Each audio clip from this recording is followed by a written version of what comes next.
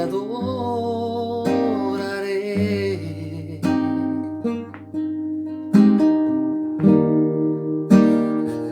Mi Redentor,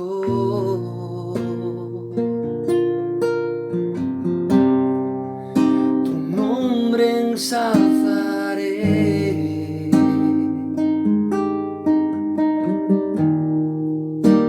Mi Señor,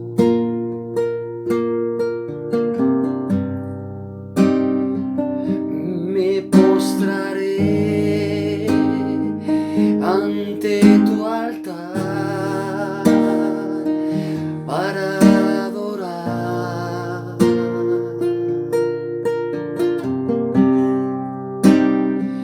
Eres mi Rey, Jesús, mi Redentor.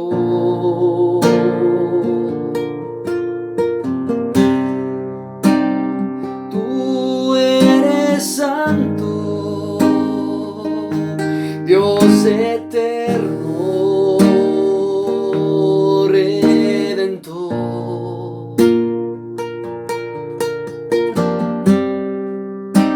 Tú eres digno de alabanza, mi Señor. Me rindo ante ti,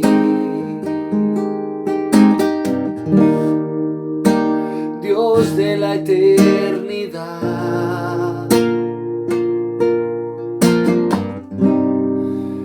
Tu palabra es para mí consuelo y mi vida. Santo eres tú, mi Señor, mi Redentor. Te adoraré, te serviré y tu nombre ensalzaré. Solo a ti, mi Rey.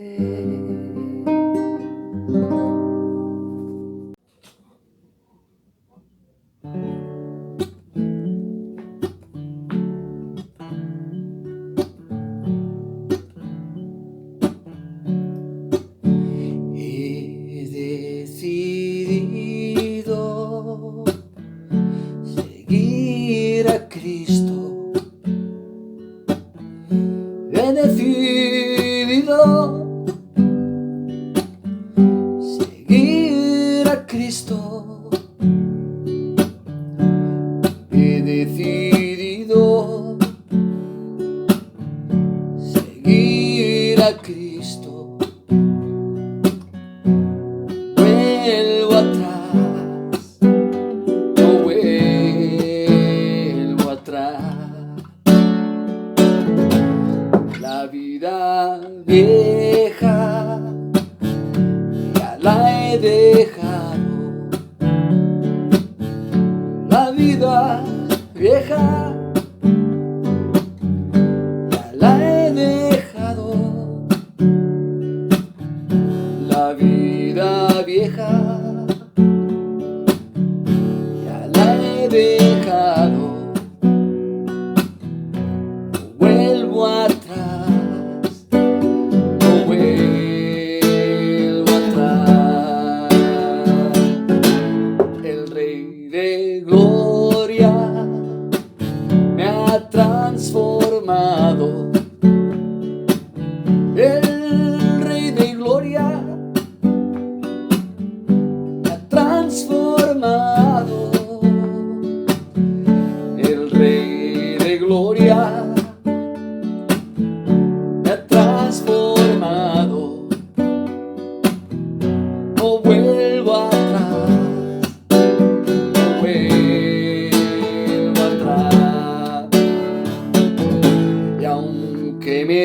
diga, lo que me diga, aunque me digan, lo que me digan, aunque me digan, lo que me digan, no vuelvo atrás, no vuelvo atrás. La cruz delante y el mundo atrás. La cruz delante y el mundo atrás. La cruz delante y el mundo atrás. No vuelvo atrás, no vuelvo atrás, no vuelvo atrás, no vuelvo atrás.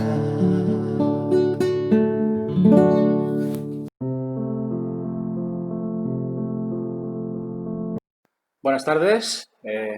Hoy es el último jueves que vamos a tener esta reunión de oración virtual y seguimos estudiando el libro de Génesis, concretamente la vida de Jacob.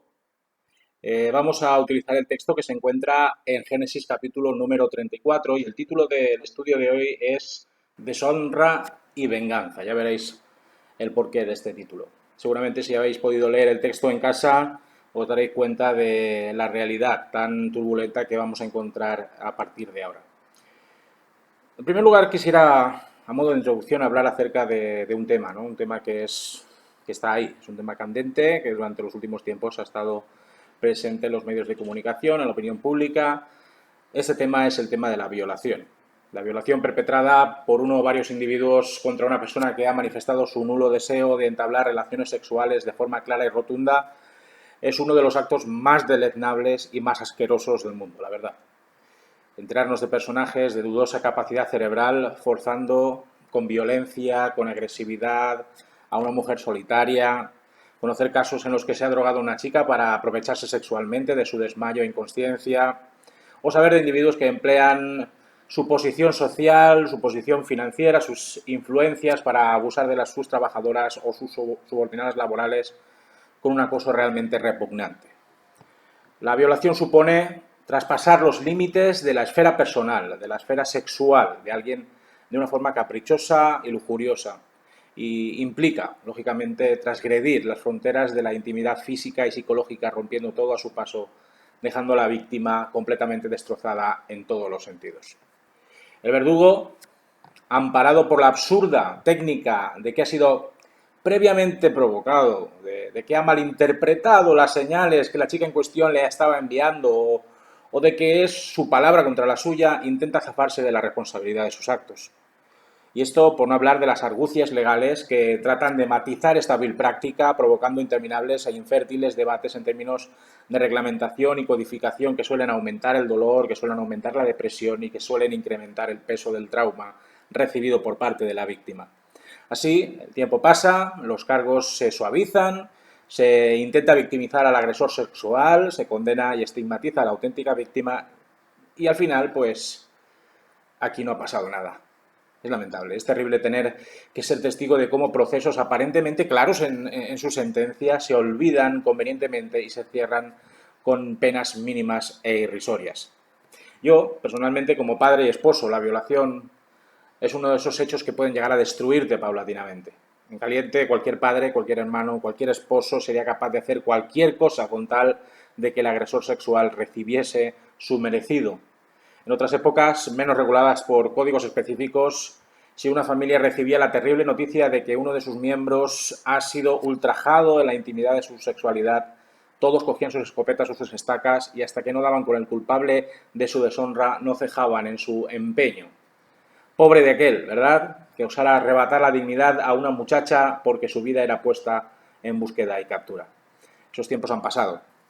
No sabemos si para bien o para mal, Principalmente porque la venganza al margen de la justicia terrenal, por muy imperfecta y burocrática que sea esta, solo trae mayores males y prejuicios a la sociedad en la que vivimos. Pero esto no quita que al conocer la violación de un familiar nuestro nos encendamos de ira, de indignación, y nuestra primera reacción sea la de extirpar definitivamente el tumor de dos patas de esta dimensión terrenal.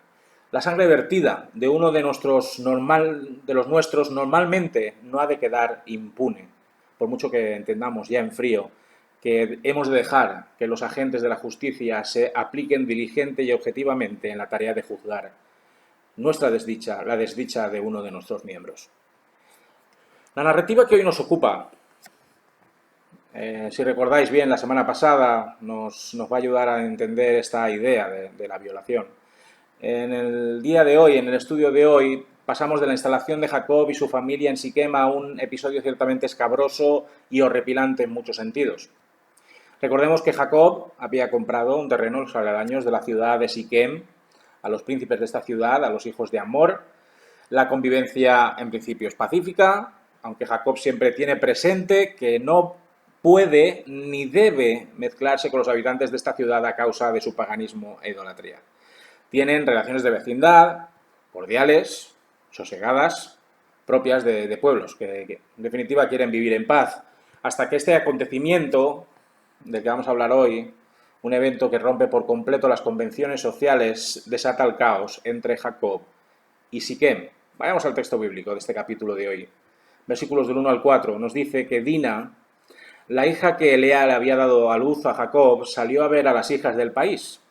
Y la vio Siquem, hijo de Amor, el hebeo, príncipe de aquella tierra. La tomó, se acostó con ella y la deshonró.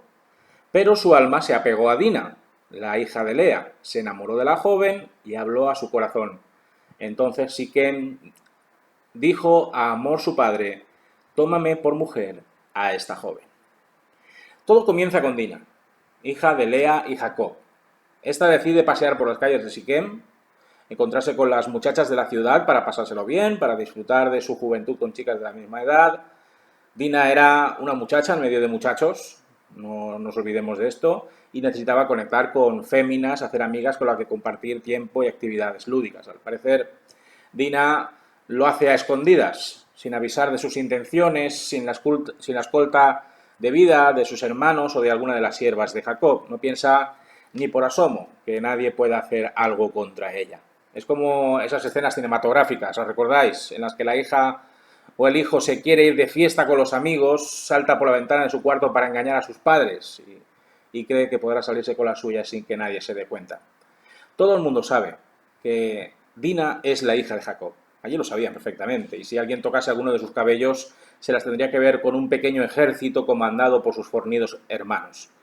No obstante, el hecho de que Dina quisiera entrar de lleno en la vida social de un pueblo pagano se antojaba ya de por sí inconveniente, irresponsable e inapropiado. Y allí que va, contenta y radiante, ilusionada por ver a las doncellas de Siquem. El problema surge cuando Siquem, príncipe heredero de la casa de Amor, la ve por primera vez y el deseo impetuoso de su líbido se enciende hacia ella. No se ajusta a las costumbres del galanteo o del cortejo de la época, sino que pensando quizás, ¿no?, que dada su posición social podía tomar cuanto quisiera sin pedir permiso a nadie, decide tomar a Dina como la diana de su lujuria desbocada. No sabemos si Dina todavía pasaba por las callejuelas de la ciudad en busca de alguna chica con la que iniciar tratos de amistad, o si ya inmersa en alguna fiesta de jóvenes es embriagada a propósito por Siquem para forzarla sexualmente. No es importante tampoco conocer el contexto en este caso, porque el escritor de Génesis nos habla de que Siquem la toma. Tomar a alguien sugiere que la otra persona no ha dado el visto bueno a cualquier aproximación sexual o sentimental. No sé qué pensáis vosotros. Con la fuerza que otorga el delirio concupiscente en un joven que ansía a toda costa poseer a una muchacha virgínea, Siquem consuma su feroz y rapaz encuentro sexual con una Dina a merced de sus aviesas intenciones. Sabemos que Dina no acordó este momento, ni consintió en tener coyunda con Siquem, porque el detalle que consigna el escritor de Génesis es que fue deshonrada. Cuando una joven virgen participaba de una relación sexual consentida o no fuera del marco del matrimonio, sin el beneplácito patriarcal la chica se convertía en alguien indigno, que ya nadie querría tomar como esposa nunca más. Era morir a la experiencia conyugal y maternal, algo que pesaría para siempre en el alma y la conciencia de la víctima. Fijaos todas las implicaciones terribles que tenía esto. Sin embargo, lo que más nos sorprende de este depravado incidente es que Siquem queda prendado de Dina. A pesar de que la ha violado, desea que ésta sea su esposa. Confunde pasión con amor y, dando poca importancia a la violación brutal, cree que la mejor manera de solventar el error es cubrirlo con la apariencia de un enamoramiento y de un enlace matrimonial. La pregunta surge, ¿es posible que alguien que ha robado la virtud, que ha robado la virginidad de una chica pueda ahora afirmar que la ama con toda su alma? ¿Que quiere pasar toda la vida junto a ella? Si ha arrebatado a Dina la oportunidad de acceder al matrimonio de forma clásica y tradicional, ¿qué clase de respeto tendría este Siquem hacia ella en los años venideros? Pensémoslo bien. Obsesionado con Dina, Siquem medita sobre qué hacer ahora, sobre cómo arreglar esta situación tan comprometida. Después de mucho discurrir, llega a la conclusión de que lo mejor es pedir a su padre el derecho de casarse con Dina, lo cual suponía involucrar directamente a Amor, su padre, en este problemón de Aupa. ¿Contaría Siquem a su padre las circunstancias que lo llevaban a casarse con Dina? Pues parece que fue así, a tenor de los siguientes acontecimientos. Ya sabemos que los rumores corren como la pólvora, y tal vez también Dina, al volver al campamento, habría contado a su padre lo sucedido en Siquem. Jacob, sabiendo que al habitar cerca de un lugar idólatra y de costumbres diametralmente opuestas a las indicaciones éticas y morales de Dios, podría desembocar en algo parecido a lo que tenía entre manos, y se llena de indignación. Sin embargo, con una cierta capacidad reflexiva, Jacob pone el asunto en barbecho. Nos dice en los versículos 5 al 6 lo siguiente, y es que se enteró Jacob de que Siquem había deshonrado a Dina su hija. Sus hijos estaban con su ganado en el campo y calló Jacob hasta que ellos regresaran. Mientras tanto, Amor, padre de Siquem, se dirigió a Jacob para hablar con él. Menos mal que sus hijos no estaban allí junto a él en esos terribles instantes en los que recibió la noticia. Se hallaban pastoreando su ganado en otros territorios cercanos a Sucot, donde tenían cabañas, como ya vimos la semana pasada, diseñadas para albergar su gran cantidad de rebaños. Jacob sabía que si hacía partícipes a sus hijos de la violación de Siquem, en caliente podrían hacer auténticas barbaridades. Jacob los conocía a la perfección y tenía la idea de que poseían caracteres furiosos, impetuosos y salvajes cuando se trataba de defender la causa familiar. Era mejor permanecer en silencio, recabar más información del hecho delictivo de Siquem y ya habría tiempo para calmar las tempestuosas personalidades de sus hijos. En su silencio reconocemos, por un lado, su madurez y su paciencia personal, aprendida tras más de 20 años al servicio de su suegro Labán, y por otro lado también atisbamos su confianza en Dios a la hora de resolver pacíficamente esta ignominia cometida contra su hija. No es dejadez o negligencia, o que amase menos a su hija, o que simplemente echase sobre ella cualquier culpa sobre este incidente, no. Jacob es lo suficientemente inteligente y cabal como para intentar hallar una solución que satisficiera a todas las partes, algo que no iba a ser precisamente pan comido. En esta espera a que regresen sus hijos, recibe la visita de Amor y Siquem, dispuestos a proponer a Jacob un trato aparentemente suculento. En cuanto los hermanos se enteran de la violación de su hermana Dina, no dudan en dejar absolutamente todo para regresar al campamento y entonces se arma la rebambaramba. Nos encontramos los versículos del 7 al 10, lo siguiente: los hijos de Jacob regresaron del campo cuando lo supieron, se entristecieron los hombres y se enojaron mucho, porque se había cometido una ofensa contra Israel al acostarse con la hija de Jacob, lo que no se debía haber hecho. Amor habló con ellos y les dijo: el alma de mi hijo Siquem se ha apegado a vuestra hija. Os ruego que se la deis por mujer. Emparentad con nosotros, dadnos vuestras hijas, tomad vosotros las nuestras, habitad con nosotros, porque la tierra estará delante de vosotros. Morad y negociad en ella y tomad en ella posesión. Las sospechas de Jacob sobre cómo se tomarían sus hijos la deshonra de Dina se ven confirmadas. Primero, los hermanos de Dina se entristecieron enormemente por su hermana. Y después, casi inmediatamente, se encendió un fuego descomunal de furia que estaba consumiendo por dentro. Tal era la rabia que les embargaba que no dudaron en afirmar que la ofensa sexual cometida se extendía a toda la familia de Jacob, a todo el pueblo de Israel. Reclaman justicia, por cuanto este tipo de comportamiento lúbrico e impúdico no tenía cabida en el entendimiento de las reglas y leyes que en aquellos entonces existían. Amor, previendo la que se le venía encima y contemplando los contraídos y enrojecidos rostros de los hermanos de Dina, intenta de alguna manera apaciguar, en la medida de lo posible, una más que posible represalia violenta por parte de los hijos de Jacob. Expone parte de la realidad, obviando el hecho de la agresión sexual de Dina, y se centra únicamente en cómo solventar la papeleta. Siquem sigue en sus 13 de casarse con Dina, a la que ama con locura, o por lo menos es lo que él dice, y por tanto la forma más conveniente y menos escandalosa de acabar con una probable batalla campal sería tapar la deshonra con un enlace conyugal honroso. Además, continúa el rey Amor, todo esto lleva pues, a una oportunidad inmejorable de unir lazos de sangre con los habitantes de Siquem. Y ya que pueden ser, en un momento dado, familia, ¿por qué no ofrecer a los futuros cuñados de su hijo la ocasión de emparentar con el linaje de los heveos? De algún modo, Amor propone que se unan como un solo pueblo, que se dediquen al comercio sin cortapisas en la ciudad, que dejen el terreno en el que están clavadas las estacas de sus tiendas para cohabitar con el resto de ciudadanos de Siquem. Así, pudiera parecer que Amor estaba sugiriendo a todos que no hay mal que por bien no venga. Pelillos a la mar. Lo importante no es lo que ha acontecido, sino lo que podemos construir de ahora en adelante unidos como una sola nación, más poderosa que nunca. A simple vista, el arreglo no estaba tan mal, en términos prácticos y también en temas utilitaristas. Y por si todo lo ofertado fuese poco, su hijo Siquem aumenta los beneficios de aceptar su propuesta. Versículos del 11 al 12. Siquem dijo también al padre y a los hermanos de Dina: hallé yo gracia en vuestros ojos y os daré lo que me pidáis. Aumentad a mi cargo mucha dote y regalos, que yo os daré cuanto me pidáis, pero dadme a la joven por mujer. Ahora, el agresor sexual es el que da la cara ante los enfurecidos hermanos de Dina.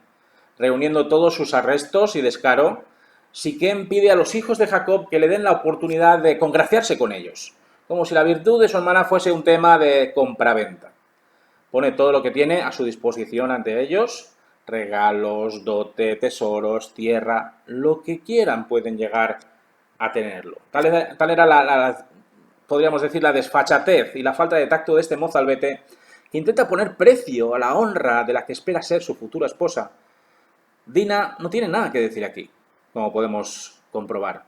Es una propiedad más que Siquem ha de adquirir al precio que sea. Da igual que la oferta sea un valor incalculable en lo material, las entrañas desgarradas de Dina no podrán ser rehechas con monedas de oro y de plata. Los hermanos de Dina escuchan atentamente qué tienen que decir, simplemente por respeto a su padre Jacob, también allí presente. Pero sus mentes ya comienzan a forjar un plan distinto, que desdice las palabras de respuesta a Amor y Siquem, versículos del 13 al 17. Los hijos de Jacob respondieron a Siquem y a Amor su padre con palabras engañosas, por cuanto había deshonrado a Dina, hermana de ellos. Les dijeron: no podemos hacer esto de dar nuestra hermana a hombre incircunciso, porque entre nosotros es abominación. Pero con esta condición os complaceremos: que os hagáis como nosotros y se circuncide entre vosotros todo varón. Entonces os daremos nuestras hijas y tomaremos nosotros las vuestras, habitaremos con vosotros y seremos un pueblo. Pero si no nos prestáis oído en lo de circuncidaros, tomaremos nuestra hija y nos iremos. Jugando con el apasionado enamoramiento de Siquem y con la amplia generosidad de Amor, los hijos de Jacob han pergeñado una estrategia de venganza taimada y artera. Para esconder sus genuinas intenciones, exponen a Amor y a Siquem las condiciones bajo las cuales harán entrega de su hermana para que se case con su agresor sexual. Sabemos que desde los tiempos de Abraham, todo varón de su familia se debía circuncidar al 8º día desde su nacimiento, como señal de pertenencia al pueblo escogido de Dios y de compromiso con el pacto dado a su antepasado. Lo mismo debía hacer todo criado o siervo varón que se incorporase a la vida familiar. Y dado que Siquem era un servidor de los dioses falsos de Canaán, pues este no tendría ningún tipo de posibilidad de integrarse en el clan de Jacob si previamente no obedecía este mandato innegociable. Si Siquem deseaba casarse con Dina, no solo él, sino toda la ciudad, debían circuncidarse obligatoriamente. Entonces sí que accederían a su petición, incluso se unirían sin problemas a la sociedad de Bea a todos los efectos, a todos los niveles. Si Siquem rechazaba esta imposición, Dina se quedaría en sus tiendas y nunca volvería a verla jamás. ¿Cuál sería, por tanto, la contestación de Siquem a esta proposición? Vayamos a los versículos 18 al 24. Parecieron bien sus palabras a Hamor y a Siquem, hijo de Hamor, y no tardó el joven en hacer aquello porque la hija de Jacob le había agradado. Él mismo era el más distinguido en toda la casa de su padre. Entonces Hamor y su hijo Siquem fueron a la puerta de su ciudad y hablaron a los hombres del lugar diciéndoles: estos hombres son pacíficos con nosotros, que habiten pues en el país y comercien en él, porque la tierra es bastante ancha para ellos. Nosotros tomaremos a sus hijas por mujeres y les daremos las nuestras. Pero solo con esta condición consentirán estos hombres en habitar con nosotros para que seamos un pueblo. Que se circuncide todo varón entre nosotros como ellos son circuncidados. Su ganado, sus bienes y todas sus bestias serán nuestros. Solamente convengamos con ellos y habitarán con nosotros. Obedecieron a Hamor y a su hijo Siquem todos los que salían por la puerta de la ciudad y circuncidaron a todo varón a cuantos salían por la puerta de su ciudad. Siquem se miraron el uno al otro, se apartaron por un instante para debatir las condiciones del trato y pensaron que tener que cortarse el prepucio pues no era precisamente una de las peores cosas que se podían hacer para obtener a Dina, zanjar la metadura de pata de Siquem, tener relaciones comerciales beneficiosas con la casa de Jacob y fagocitar de paso las grandiosas riquezas que los hijos de Jacob tenían. Todo en uno, con una ancha sonrisa de oreja a oreja, Siquem y su padre se muestran de acuerdo con las condiciones y deciden marchar a la ciudad para implicar a todos sus moradores en esta alianza, empleando un discurso demagógico en el que todos son ventajas y réditos para la metrópolis. Los varones de la ciudad acogen con buen ánimo el ser circuncidados, aunque doliese, claro está.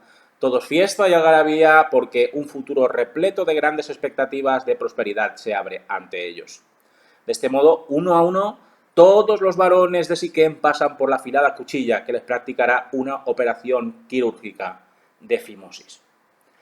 A diferencia de los niños recién nacidos, a los cuales se les circuncida al octavo día, aprovechando que en ese día las posibilidades de cicatrización son más altas y la operación duele menos, los adultos deben permanecer en reposo hasta que se curan adecuadamente de esta intervención. Podéis imaginar. Esto es lo que aprovechan los hijos de Jacob para consumar su plan vengador sobre Siquem, versículos del 25 al 29. Pero sucedió que al tercer día, cuando ellos sentían el mayor dolor, dos de los hijos de Jacob, Simeón y Leví, hermanos de Dina, tomaron cada uno su espada, fueron contra la ciudad que estaba desprevenida y mataron a todo varón. A filo de espada mataron a Hamor y a su hijo Siquem, y tomando a Dina de casa de Siquem, se fueron. Los hijos de Jacob pasaron sobre los muertos y saquearon la ciudad por cuanto había deshonrado a su hermana. Tomaron sus ovejas, asnos, vacas, lo que había en la ciudad y en el campo, todos sus bienes, llevaron cautivos a todos sus niños y sus mujeres y robaron todo lo que había en las casas. Imaginad por un momento a todos los varones de Siquem, artesanos, guerreros, nobleza, aguantando los dolores derivados de la circuncisión en sus hogares sin ibuprofeno ni paracetamol durante 3 días, impedidos, incapacitados e impacientes porque se pasasen las secuelas de su operación, se relajan a la espera de poder celebrar las nupcias de su príncipe heredero.